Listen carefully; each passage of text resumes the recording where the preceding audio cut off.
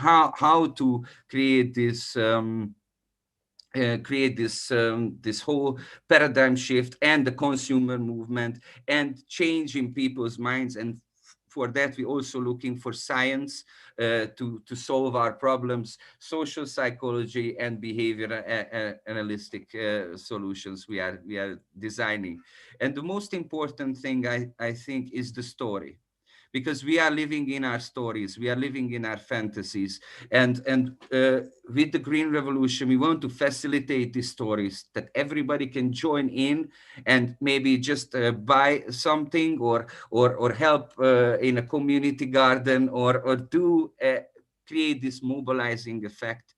So this is green revolution, and what we are doing is also we are aligning interests.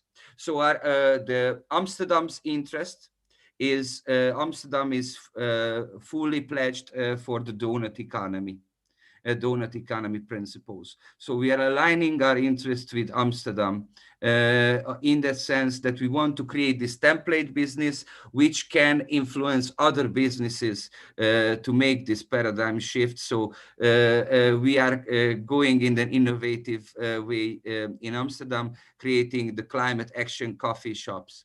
So I will give you just a quick rundown how and what with Green Revolution we do. So we have a global problem which requires a global solution. We solve problems by organizing ourselves around them. And every organization needs an economic engine, an economic heart, which creates and pumps money into climate action. And we need an information system, a global mind, which connects everybody on the planet who's already doing something for their community. So with the Green Revolution Foundation, we do these two things. First, the economic engine. For that, we are opening the world's first climate action coffee shop in Amsterdam. And this coffee shop is going to be 100% legal in production and retail, 100% transparent, because we know transparency is security. So we are creating a transparent business model, and also 100% of our profits are going to fund climate art and climate action projects, not just here in Netherlands, but all across the globe, because we know that the artists and the activists are going to mobilize our societies, and we're going to fund them. And we create, with the coffee shop, we are designing an international franchise model where every franchisee is going to be a part of Green Revolution. And just going to give you a quick model. What are we designing business wise? So 90% of our total income is going to go towards the goal and all the costs. 10% of our total cash flow is going to be representing 100% of our shares. We are designing a cash flow to equity dividend system.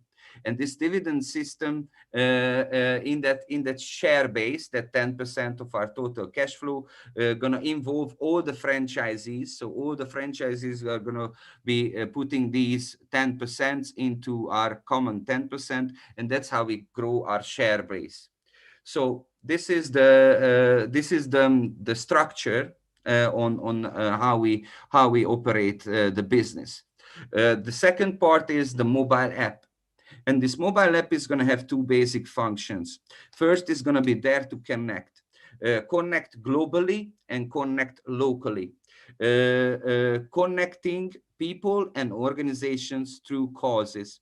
So in locally, people can join in to climate action projects. For example, there is a huge problem with the deforestation in Amsterdam. There are still cutting down trees in Amsterdam. So people can join into local actions, and this mobile app is going to get people together, and the coffee shop is going to be there to facilitate this joining of the activists and citizens. What the global connection is going to be all about is also we're going to connect NGOs and professionals through through causes. So, for example, we can stay at deforestation. An organization in Canada, in Japan, in Netherlands, in Africa can come together, share information, share knowledge, share funding, and try to solve the deforestation problem, which is a problem locally, but also it's a global problem. So we have to find global solutions. The second function of the app is to fund. So we are designing when our customer goes into our shop, the app is going to transfer a little part on their purchases into our own Green Revolution cryptocurrency. This cryptocurrency can be used to donate to artists and activists. You can use it for more shopping, or you can put this cryptocurrency in industrial hemp seed investments, which are basically carbon capture solutions. Kirian is gonna, our cryptocurrency expert, later on, he's gonna give you some details on how this cryptocurrency works. I just want to get you through the whole project and what we are designing here. So we have we are creating this cafe shop franchise. Our plan is to open the first one this summer in Amsterdam, and then in other cities in Netherlands. But we are hoping to open the first one in the United States next year. So we are working on this. Let me check just my notes. Yeah. So I'm delighted to tell you that there are great support is coming to Green Revolution. So we are starting with our crowdfunding campaign pretty soon. And I'm delighted to tell you that the campaign manager who did the Ocean Cleanup Project global campaign, fundraising campaign, he's also jumped on board at Green Revolution, and we are working together to design the crowdfunding campaign for Green Revolution. And also we are creating this supporter network of this professionals. So a vice dean from the Lucerne University, he is a business ethics professor. He is also on board helping Green Revolution. Guido Palazzo is joining our mentor team. So we are creating this team, which also involves climate scientists and different industry professionals from all around the globe. I think Jeremy, our research fellow, is going to give you some updates what we are designing. So I just mentioned in the industrial hemp, but I'm going to give you a little bit more detail how we see our solutions to the climate emergency with industrial hemp. So we are creating a team in India, in Asia, and we are building up a team in Africa. And what we see is that the effects of the climate emergency is hugely already impacting people on the ground. And industrial hemp will come to the rescue, because hemp can revitalize soil, can clean water, and can offer lots of solutions to these communities. Jeremy will talk a little bit later on what we are designing and what kind of solutions we are coming with there. But this is an objective for Green Revolution. So just to recap,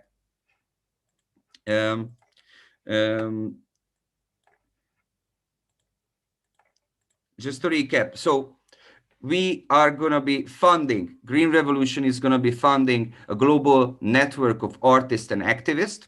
We're going to create and coordinate global climate awareness campaigns. We're going to capture CO2 with industrial hemp and nature-based solutions. We're going to microfinance and support climate action projects. We are creating jobs and in communication, agriculture, culture, and NGO sphere. We are going to fund climate innovation and technologies, and we're going to transform our economic system. This is what this Green Revolution is all about. I call this Amsterdam ripple effect, because when Green Revolution starts to operate, our impact is not just a coffee shop in Amsterdam and creating this climate movement, but we want to invest and we want to fund the people who are going to mobilize our societies. So it's a ripple effect that we are designing at Green Revolution. And I'm happy to tell you that Jeremy is here, our research and innovation leader. And Jeremy, can you just give us some interesting stuff that you are working on? Yeah, thanks. Hello, everybody. So there's infinite possibilities when it comes to hemp and the issues that we're facing. So we have to look at a variety of solutions. So from the coffee shop, we're going beyond the simplified solar and wind energy. We're looking for ways that we can incorporate green roofs and hydroponics and wastewater management, organic waste management, and actually find ways that we can manipulate those systems to actually create a closed loop energy providing outlet for the neighboring businesses. So not only will we be self-sufficient on our own as the coffee shop, off the grid from the District of Amsterdam, but we'll actually be able to provide energy for neighboring businesses is the goal. So we're working towards a lot of different techniques and different strategies of ways that we can incorporate natural lighting, anything from, I've talked to people that they have a lighting system where if you touch a plant, the plant becomes stimulated and actually generates energy to create light within the pot that it's sitting in. There's manufacturers that are creating pots that collect humidity from the air and use that as a way to create water for the plants. So you don't have to water any plants. It's all self-sustaining. Really a lot of amazing technologies and innovations out there. And it's about finding what's the best fit for us, for each franchise in each location. What can we do? What minimizes our carbon footprint in terms of manufacturing and delivering these different technologies and devices to really maximize what we're trying to do of like collecting as much carbon from these systems and generating as much output as possible. In terms of GR Africa and GR Asia, there is a huge network that we're interconnected with. Actually, Kevin is on the call. He's helping me with the biochar, which is a huge resource and has a ton of amazing potential, and really helps us maximize beyond just textiles, beyond seeds, beyond anything that is really going. We're taking that waste and that end product and maximizing everything that we can do with it. So there's different ways that we can clean and filter water systems, which would help. There's farms in India where the textile industry is polluting the river stream. So downstream, they're dealing with the runoff of the fertilizers, the pesticides, and the textile industry. And so there's really no access to clean water for a lot of these communities and families. So creating these strategies and really spearheading how can we create a viable solution for these communities in terms of access to clean water, sustainable food, and provide sufficient shelter for the communities. And then beyond that, we're aiming to maximize our efforts where we can build schools with hemp through Hempcrete. We can, there's a bunch of different things. I can go on for hours, but I'm gonna end it there. But yeah, it's really incredible. I've been really fortunate to find people like Kevin that have been amazing support and are really specialized in specific fields. So there's a lot of potential and a lot of things that we're working towards. It's just rather than saying your community needs electricity and you need internet, we're really going away from that westernized thinking and saying, how can we establish the biggest impact on your group without impacting the culture and history and really what your society is about. So groups like the Aborigines, that they don't need certain things, but they need other things. And it's really focusing on getting to know them, being involved in the communities, getting people that are actually in those communities to say, here's what would make us better. Here's how we could improve as a group, as a community and finding those solutions together on our global network, rather than saying, okay, we're going to give you this this standard like cookie cutter strategy. It's every single thing is going to have a different piece. It's going to have a different connection to it. And it's all going to be integrated based on the specific situation that each community is in. So really getting the maximum impact. And it's a lot of work, but it's, I believe, and I think everyone in Green Revolution believes the work's worth it, because that's really how we're going to create the change. We've come too far to take the easy way out anymore. So it's connected, localized solutions. That's the future, right? Yeah. Localized, not but a global sort of effort at a localized level. Yeah. So using that global information for communities where it's, if we have farmers in Texas, their growing situation is similar to the desert situations in Ghana, but it's not ideally the same. But so it's taking that information and really maximizing our. So our at this kind of half-hour mark, I just wanted to see if anyone has a question. I know someone from Martin. No questions yet. No questions yet. All right. Okay. Should we continue? Yeah. Sure. I just wanted to, so we are creating, designing, and connecting innovations. So we are connected with the Global Hemp Association, but also we are connected with the British Hemp Association. So we are looking to get this global network of hemp and hemp solutions to deliver them to the communities. And how we are going to fund this is Kirian is here, and he can tell a little bit more about our cryptocurrency and why is this cryptocurrency and the investment that we want to involve people in this cryptocurrency to invest in CO2 capture, and how we're gonna enrich the cryptocurrency sphere. So Kirian, just can you give a quick presentation on our crypto? Yeah, but certainly. So hey everybody. So I mean, I think one of the things I'll definitely start off with is that overall the blockchain and the cryptocurrency and the environmental eco side of things on the industry don't match up, and they haven't matched up, mostly due to the fact of things like Bitcoin taking up 210 terawatt hours per year. But I think the same as Argentina. Quite a lot of energy. So one of the main things that we want to look at is to use the EOS blockchain in particular, because with EOS we find that the environmental side of it, the energy that they use is very low. It's also free transaction, no transaction fees as well, and it's also very very quick, and it holds it, can handle an incredibly high amount of transactions as well, and so that's where we're really going to base the cryptocurrency for GR.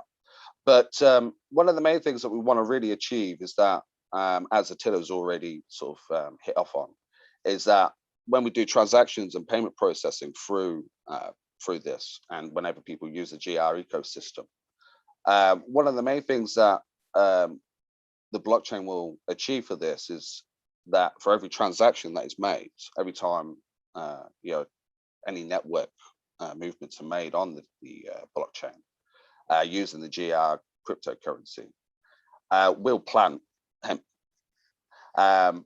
Whether depending on the amount, depending on where we are talking as well, depending on where the user decides that wants to be planted, determines how many hemp plants exactly are planted. And when I say plants, they aren't really plants, because they are actually trees. And so, because a lot of people have just asked me a lot of the time, is like, well, why hemp and not just trees? Well, the overall biosequestration capabilities of hemp far surpass that of any tree that you can think of. With 1 acre of hemp sequestering the same amount of CO2 in a year that an acre of oak will in 100 years. And so one of the things that we want to achieve by using the blockchain, and by by having all of the transactions and all of the payments and everything else that's involved with GR going through that, as Attila said, for transparency, for decentralized payroll. And this really gives the ultimate transparency. One of the biggest issues that generally a lot of these sort of organizations really struggle with is having, basically wondering how much people are being paid and making sure all the numbers are correct. This really allows for absolute transparency on that as well. And not only that, obviously it allows for a funding role as well for Green Revolution to tap into to this new currency, this new way of thinking, this digital currency, which is being adapted and adopted on such a huge basis now, obviously, especially even just in the last year. Coronavirus has, definitely paved the way quite happily for that to really show what they can use, its use cases. And I think on an environmental basis, I think it's probably one of the true use cases where we can really dedicate power, i.e. funding, and knowledge and data to the areas where they need it, and using using this mass data and using all one simplified currency amongst on a localized but also global basis as well, means that the community can interact with each other freely and indefinitely. And one of the things that we hope to also achieve is to achieve a decentralized autonomous organization within Green Revolution. So every time that anybody uses Green Revolution, uses the token, they will also, whether it be, whether they're using Bitcoin or Ethereum or any of the other cryptocurrencies or fiat through it, they will receive Green Revolution tokens that will give them access to the decentralized autonomous organization, meaning that using GR makes you part of GR as well. And that means that you get to govern and decide on actions within the organization, where to best, approach, environmental issues that are going on currently, as Jeremy mentioned earlier, in India with, the textile industry. Because it's not just even in the growing and the amount of growing that was required for hemp and the amount of help that can have, but all of the other processing and the actual the getting the hemp to the other products that we talk of, whether you're talking about fire logs or whether you're talking about hempcrete and whether you're talking about hemp wood, all of these things can all be processed on a global basis. And so if we can localize hemp growing on a global basis as well as the processing side of things, then we can actually start to look to change the products that pollute our world currently and swap them out for actual renewable, for not only renewable carbon renewable products, but one that actually also sequesters CO2. And one of the things that this will also achieve, and what I hope GR will eventually be able to work on too, is getting into the carbon credits industry as well, which is obviously a separate part of the environmental, the environment sort of eco industry. Some of you may know about it or not. And credited, verified carbon credits. And what I would like to achieve eventually is that we can, be able to show with the data that we have from the blockchain and on a global basis, we will be able to prove and show how much CO2 exactly we are sequestering. And this will allow us access into the carbon credits market, and eventually allow us to also award our community, our decentralized autonomous organization with carbon credits, to prove and to show them what they have managed to achieve with Green Revolution by saying, here's a ton of CO2 that you have sequestered, is a credit to say that you've done that.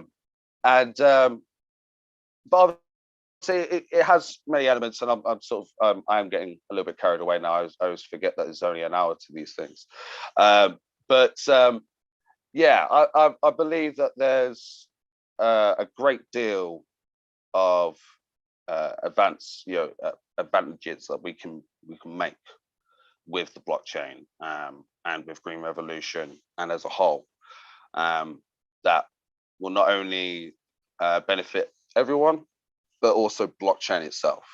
The current energy that EOS uses to manage their network, I would like to think that if enough people get on to GR and use the network enough and the Green Revolution token, that we can even essentially make that blockchain carbon neutral. And then from there, we can move on a little bit carried away. But yeah, you see the general idea of it. And it's the main thing is that for every single transaction that is made on the network, we will plant trees. And that's as a general, as a proof and the way to be able to actually allocate how much is grown. So yeah, onwards and upwards. Thanks, Gideon. If anybody has some questions, feel free to join. But when we think about Green Revolution, we always think about systems design, and I think Gideon is designing a great system with Green Revolution. I just want to jump back on the system designs to the coffee shops, because the mobile app and the cryptocurrency is complementing the cafe shops. So we come with this duality model. And on the coffee shops, when we think about system design, we are creating this closed loop system that we are striving for zero waste. So the coffee shop's goal is to be a zero waste coffee shop. And also we are creating a warehouse growing facility model. So we create this closed loop chain, and maybe Jeremy and Kevin can come in that and talk a little bit more about our growing facilities and what kind of systems that we design to be a circular economy and a closed loop system. Yeah, so Kevin and I have been working, he's actually in Maine, so he's operating on a similar project in the US, so we're partnering with that. And in terms of the warehouse, it's, we're finding ways to, again, maximize the waste from the coffee shop and all the neighboring businesses, and using that as a way to incorporate into our system as a means of growing the cannabis that we sell in the shop. So right now we're observing the cycles, we're observing the hydroponics and ways that we can use other businesses. We're looking at a couple different systems in terms of whether they're gravity or pump based. Hydroponics, some systems incorporate fish. So if we have a bunch of local fish markets, it's a great opportunity for us to use that. Within the warehouse, beyond growing it, we'll actually have our own facility for the waste, whether it's pyrolysis, or we'll have our own system integrated there. And we'll also have, we'll have our own testing facility on site. So it's something where the municipalities, the governance is, everything that's done is all based on our methods and our operations. So everything will be based on the requirements of the municipalities rather than again, cookie cutter standard, where, as we know, the problem in the US, each state has a little bit of a different governance system. So based on what the requirements are, that's the way that we'll design each facility based on how that operates. And with the warehouses, they'll be within, we found that the sweet spot is around 30 kilometers from the actual coffee shop. So ideally, most city areas don't want you growing a bunch of cannabis in the city. So finding somewhere outside is not only economically more beneficial, but within that 30 kilometers, transporting them back in minimizes that footprint and that that impact that we're having. So again, even with that, we're looking at a closed loop where we're conserving as much energy, but in an attempt to generate as much energy for everyone else as possible, and really minimizing that footprint that we have on the environment around us for each area. Yeah, and I would like to invite Kevin a little bit because he's in part with this, and we talked about just touched on biochar and why biochar is important. So maybe Kevin, can you just give us a quick look or a quick touch base on biochar? Sure. Thanks for having me. I joined up with Jeremy probably several months ago, and we're both members of the Global Hemp Association, and we basically just found ourselves completely aligned with the goals of creating sustainability and zero waste.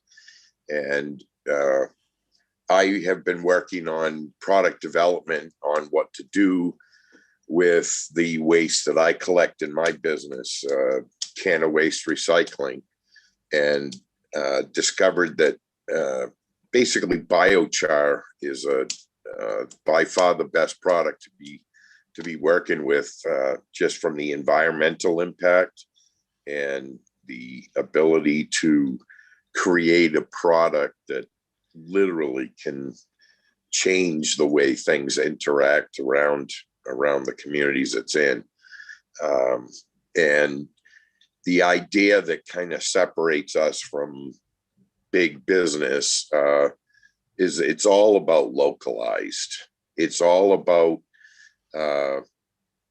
I'd rather have 100 biochar machines out instead of one massive facility doing the same kind of volumes out of one centralized location. And the goal that I have with my facility that I'm working on is to basically have a zero impact carbon footprint.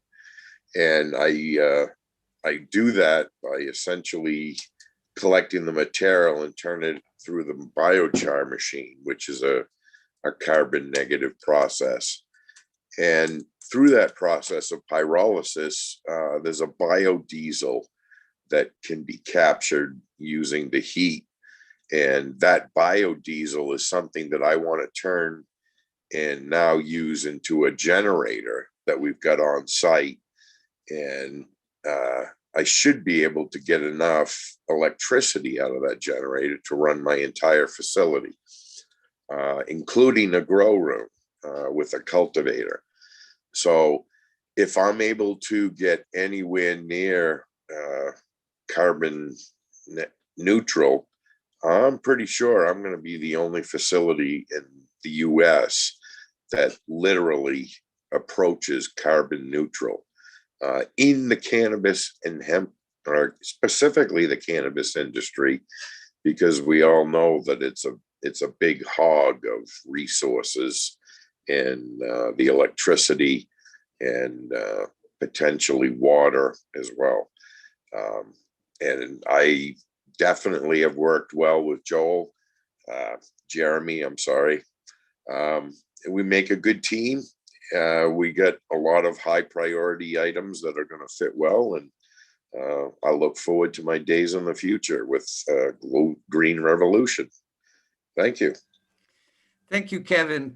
So Green Revolution is about system design and creating these networks. So I just wanted to give you and I really thank for Ismail for inviting us, and we wanted to give you this touched on what is Green Revolution is about, designing systems which are closed loop systems, circular economy system with a cryptocurrency, with the movement around. So the story that we are presenting to people, that this Green Revolution is a place where we create this ripple effect, create global connections on solutions, and then we want to implement these solutions. So just in the end, I will want to give you where we are at right now at Green Revolution and what are the next steps for this. So we are working with the Green Light District project in Amsterdam. And this project is created by the Climate Kick, the European Union Climate Innovation hub, and also the municipality of Amsterdam and lots of other organizations. The goal of the Green Light District project is to clear the red light district, which is now the party center of Amsterdam, and create a sustainable pilot model for other cities. So greening up the neighborhood, creating the rooftop revolution, so planting on rooftops in Amsterdam, and the Green Revolution Cafe Shop, the Climate Action Cafe Shop, is a part of this project. So that's what we are in part with them. We are also partners at the Catalyst 2030 coalition, which includes more than 300 foundations and different organizations working on the climate crisis and the climate emergency. And they are like an independent arm on the United Nations. So they just formed under the Corona crisis, but they are helping us immensely. And there are a couple of people here from the Catalyst. So I'm really thankful for them to joining us today. In that sense, we are also a member of the Wellbeing Economic Alliance, which is an economic alliance around the well-being economic principles. That's also our network working forward, creating this business network what the Green Revolution is doing. We also applied for the United Nations Momentum for Change Awards, both awards for the climate friendly investment and also for the climate neutral now. We are looking, our goal is to open this cafe shop this summer, the first one in Amsterdam, and to be at the COP in Glasgow, November, and present our solutions, our global solutions to the world, and also give the revolution, which is a movement, give a big push that we can start arguing or we can start solving problems. So our message is we have to be going from the greedy part of business, what is happening right now, and transforming this business model into a sustainable business model, and channeling this movement. So that's what we are at Green Revolution. We have lots of supporters. Also, I just got an email 1 day ago that we are invited in the Climate 2025 supporter group which is from the UK. So there are immense interest now is going towards Green Revolution. The next steps for us is to create the international franchise, create an international trademark, and all the legalities at Green Revolution. So we are working on that, and we are looking for support on that. So what I can tell you in the end of this meeting, if you have any questions, feel free to connect, feel free to ask. Also, I really thanks. I thank for Ismail to bring this group together. I hope for the future we can be doing something really great, which is transforming minds, business, and create a global action movement. And we are hoping to get to this team. We are striving for the stars. So we want to welcome Dr. Cornel West, Noam Chomsky, David Attenborough, Neil deGrasse Tyson, and lots of other scholars to this movement. So this is our goal. We are going towards I should bring it. you around. Yes, and Hi. Sorry, I'm very sorry. I've got a bit of a legend of blockchain at the Congress. I'm just sitting with him, Mr. Michael Turpin, right? So he's on the other side. But if you know blockchain, he's one of the builders of Ethereum, if I'm not mistaken.